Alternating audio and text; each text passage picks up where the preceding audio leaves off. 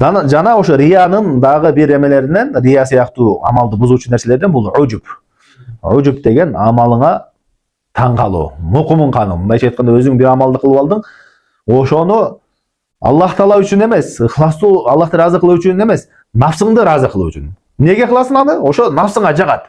Ошону кылсаң өзүңдү мындай сыймыктанып эме кыласың, кыйраткандай сезичи. Ошо үчүн амал кылат. Мындайча айтканда, амалга түрткү болгон нерсеси нафсысынын мукумун кандыруу да. Түшүнүктүүбү? Ужупту.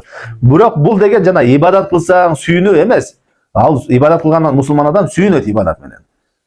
Кимде ким Пайгамбар саллаллаху алейхи вассалам айтат.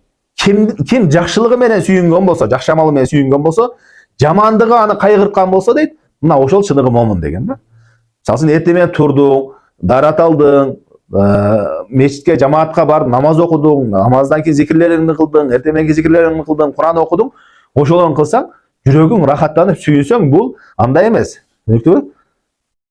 Бул деген ужупка кирбейт. Ошону менен сүйүнүү, ол мына чыныгы момундун сыпаты ошол. Мындай ибадат менен рахаттанып сүйүнүүсү бул чыныгы момундун сыпаты. Ужуп кандай? Мен мындай ошону кылып, өзүнү кыйын сезет. Аллах Таалага мындай милдет кылгандайчы. Мен мына кыйратам, мен ылайыктуумун.